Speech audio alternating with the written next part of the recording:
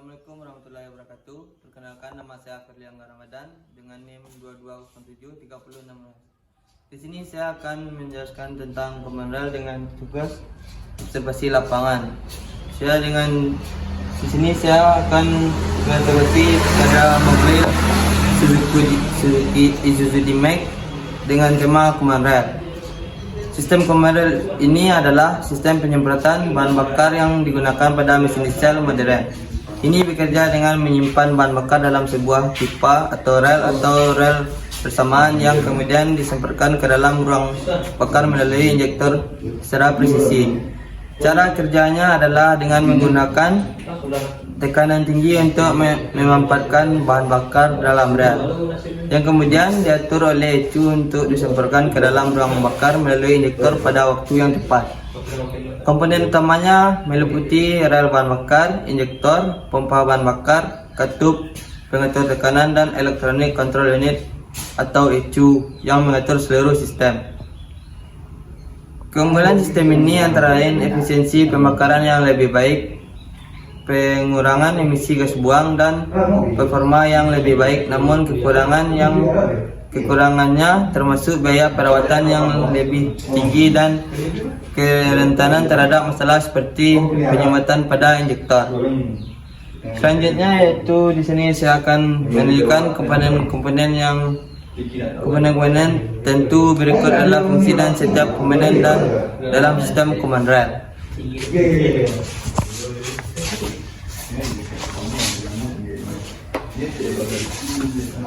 Yang pertama yaitu rel bahan bakar. Di sini ini berfungsi sebagai tempat penyimpanan bahan bakar dalam tekanan tinggi. Bahan bakar disimpan di dalam rel dan didistribusikan ke injektor secara presisi. Selanjutnya yaitu injektor. Ini ada 4 buah.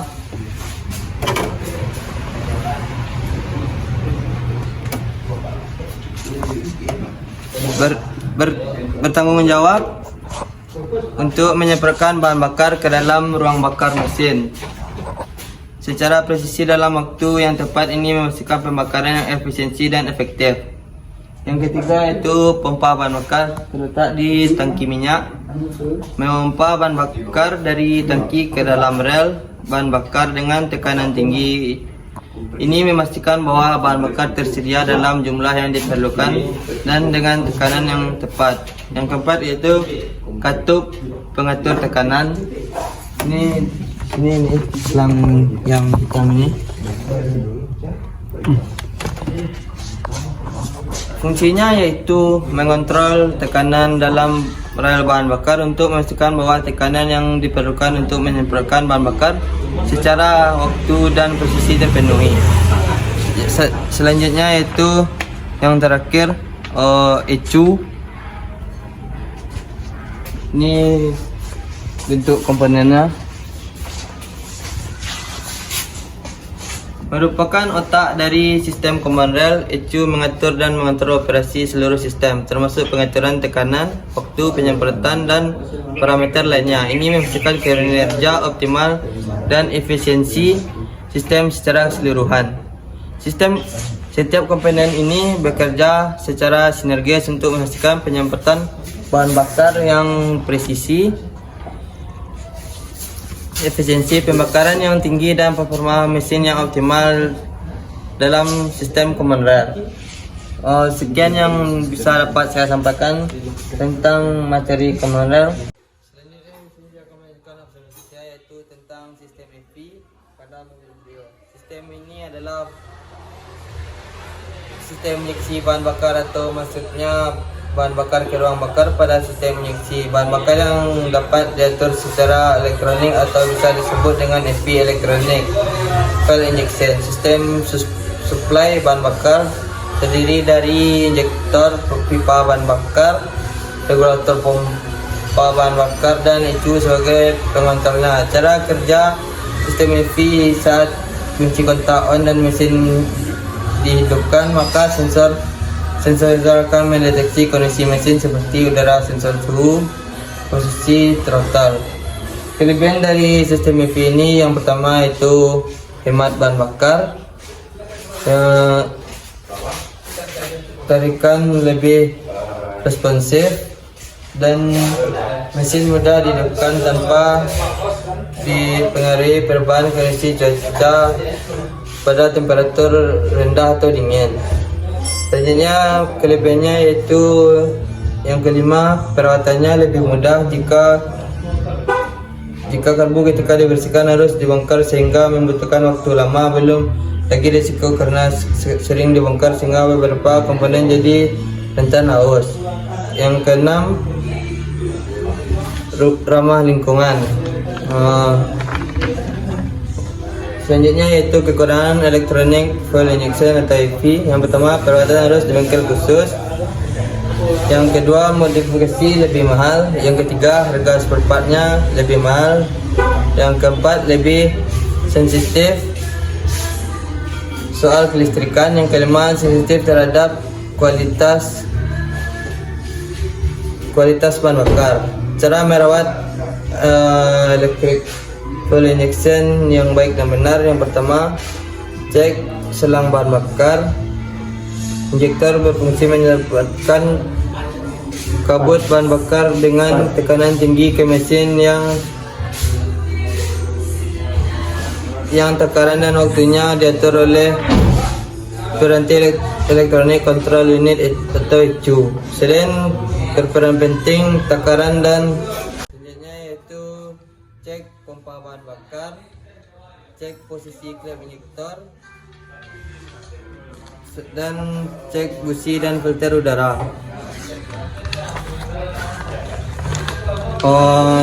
Yang selanjutnya itu cek pada ECU dan gunakan bahan bakar yang berkualitas. Selanjutnya itu prinsip kerja pada sistem ini. Sistem yang digunakan pada elektronik fuel injection terbagi atas sensor dan aktuator. Sensor merupakan informasi atau pemberian informasi tentang kondisi yang berkaitan dengan penentuan jumlah bahan bakar yang diinjeksikan. Pemberian informasi dapat berupa sinyal analog ataupun digital. Sensor yang mengirim informasi dalam bentuk analog seperti misalnya TPS,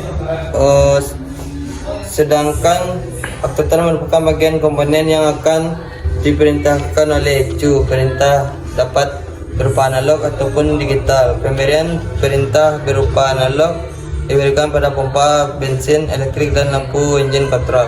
Sedangkan pemberian perintah berupa sinyal digital diberikan pada injektor, koil pengapian, katup pernapasan tangki, pengatur needle, pemanas, sensor lambda, dan steker diagnosa. Electronic fuel injection atau EV adalah sistem yang menggunakan berbagai sensor untuk mengoptimalkan kinerja mesin, efisiensi bahan bakar, dan emisi. Berikut adalah sensor utama yang digunakan dalam sistem EV beserta fungsinya.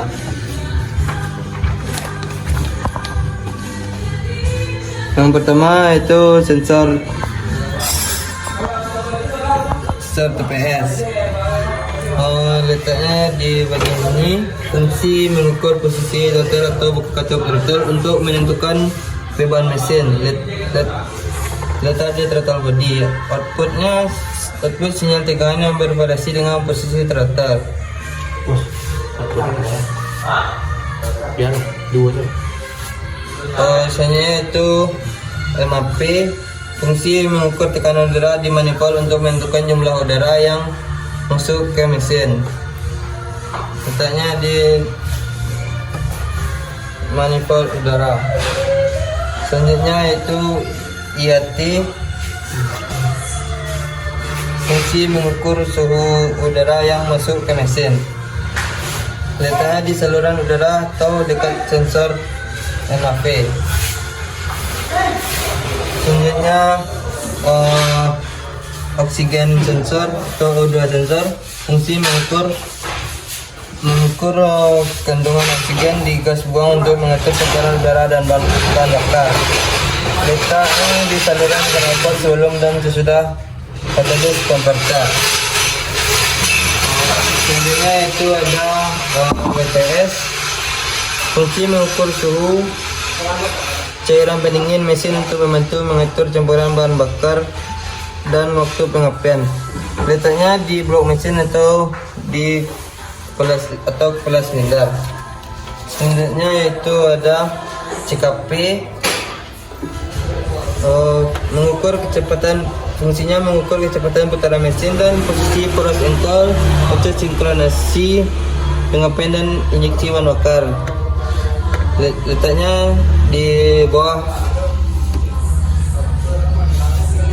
di dekat roda gigi atau puli crankshaft. Selanjutnya itu sensor knocking atau knock sensor. Fungsinya yaitu mendeteksi detonasi atau knocking di mesin untuk menyelesaikan waktu pengapian.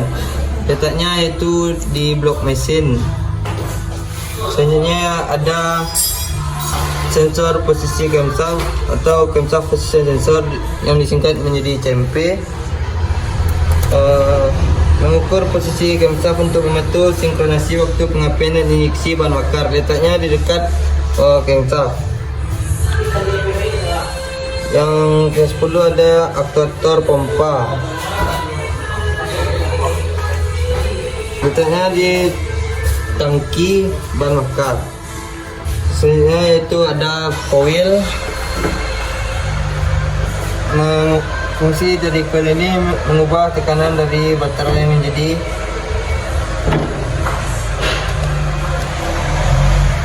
tekanan tinggi dan juga menghasilkan percikan api yang dipercikan untuk menyalakan mesin.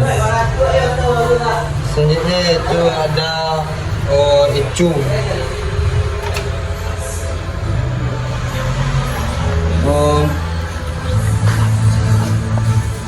ECU ini fungsinya itu otak dari semua sensor. Sekian observasi saya pada sistem FV ini pada mobil Brio. Selanjutnya saya di sini akan menunjukkan observasi saya itu tentang sistem EPS.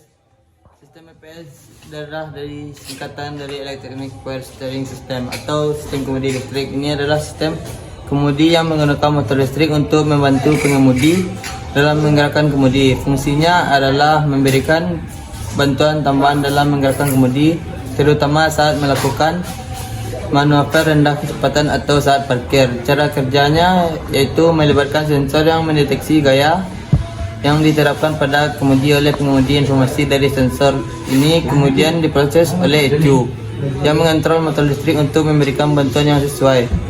Komponen utamanya meliputi motor listrik, gaya yang diterapkan pada kemudi oleh pengemudi. Informasi dari sensor ini kemudian diproses oleh ECU yang mengontrol motor listrik untuk memberikan bantuan yang sesuai. Yang pertama yaitu sebenarnya itu ada motor listrik. Di sini letaknya di sini letak motor listrik ini. Fungsinya bertanggung jawab untuk menggerakkan roda kemudi, mengubah energi listrik menjadi gerak mekanis yang diperlukan untuk mengatur arah kendaraan. Yang kedua yaitu ada ECU. Letak ECU di luar.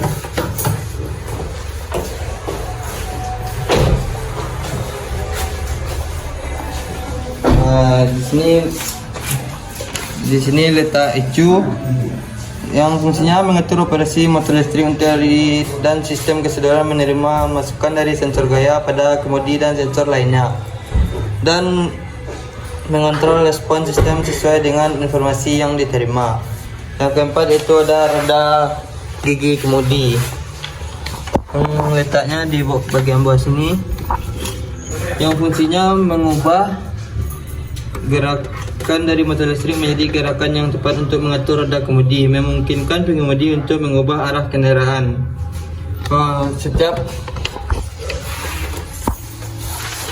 Setiap komponen ini bekerja secara sinergis untuk menyediakan kontrol yang lebih baik atas kendaraan, meningkatkan efisiensi energi, dan mengintegrasikan fungsi kendaraan secara lebih baik.